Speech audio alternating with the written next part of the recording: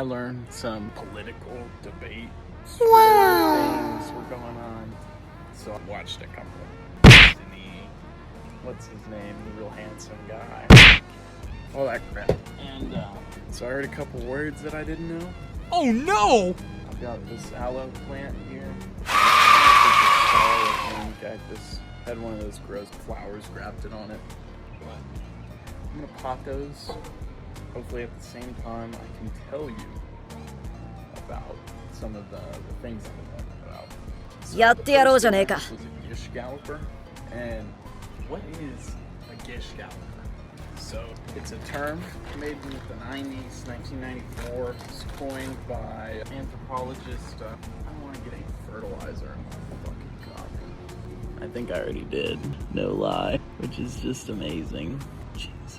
Anyway, so she's here. Eugene Scott. It's a woman though. It's probably not Eugene.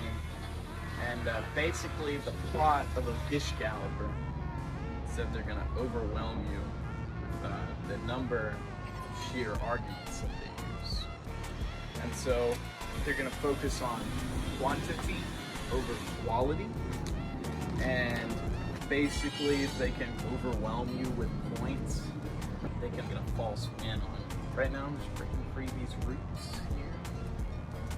But so to eat a Gish Galloper, you need to remain calm, call out the tactic, and maybe if they say some real egregious shit, instead of just brushing over it, really hone in on a couple of your options, and then tear them apart that way from stuff like that. Oh my gosh, look at this, bro. I probably should have brought a trash bag out here. This is the aloe plant right here. So we're gonna put them in a new home, but make them substantiate their claims is the main thing. And not just one, but all of them. Because the strength to it is when you let them really just start overpowering you with the tape that you can't defend yourself. So we'll move on to the next one, which is our bad faith actors. This is something I hear about all the time. Bad faith, whatever. Basically, it means you're in here with bad intentions. So it's like you're intentionally gonna lie, be dishonest, or be malicious when refusing. We're gonna restart. So what is a bad faith actor? If we start off with just what is bad faith, you can say, go to the law definition of mala fides, which is gonna be bad faith. And it's like dishonesty or malicious refusal to fulfill a contract or some sort of legal obligation that you have. And you're operating bad faith rather than just negligence because you're making a conscious, ulterior motive. You are actively trying to do something else. And so that you want to harm, mislead, or deceive another party. And that's why it's an issue. Tell me how I'm doing on planting this aloe. So an example of bad faith, and there's a ton, is that it could be misusing sources or citations that were false, but you use them anyway so that you can back up your argument. That would be bad faith if you intentionally knew that. Feel me? Another example could be cherry picking. You quote some material and then cherry pick what it means and misrepresent what the argument is actually saying.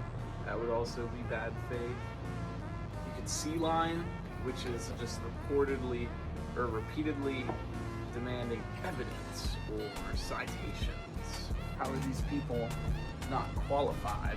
Why is this source? What? Do you have a source for everything you've ever said? All these things are forms of bad faith acting. You could also, in bad faith, low-key rage bait them and act like it was all good, but intentionally rage bait them, and then when they crash out or react aggressively, be like, what's going on here? This guy's not being civil. This guy's not very civil. I have no idea what that noise is.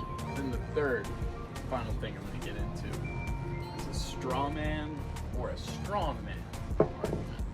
So basically what they mean is that a straw man You're gonna take what they said, and you're gonna make it all misrepresented. So a straw man, you're gonna take their argument, you're gonna distort it, rearrange, and misrepresent it so that the version you're saying is no longer what they actually were representing. And so someone makes a claim, I like the color red. Oh, well, you must love apples. Don't you love apples? Well, apples are not good for the environment. That would be straw man, and that's an extreme. But that would be straw manning. And I'll put a little aloe in the cactus mix here.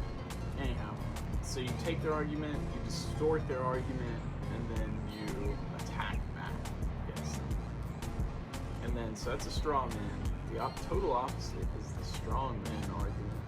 And the strongman argument is actually a great debate tactic, I think, because you identify the strongest, most reasonable version of the argument that they're trying to make. And that is where you're gonna need to be intellectually honest, and you're gonna need to strengthen their argument and actually try and look at it from the best perspective. And it requires you not trying to win an argument, but rather, or win a debate, but listen and hear them out. And then, if you're able to disprove the strongman argument, then you're chilling. And so, basically, look at that, we're coming together now. So my star cactus is done here. So now our plants are done. They're potted, chilling. Hopefully I've potted these to the right heights. Got our little cactus here. Yeah. And then we got our aloe vera here. I think he's gonna stay inside. They're gonna stay outside. And those were a couple political argument words that I learned that I'd never heard before. Well, I'd heard, but tossed around a couple, but went over Gish, Gallop, bad faith actors, strongmans, strawman, and also planted these beautiful plants. So have a good day. I love you.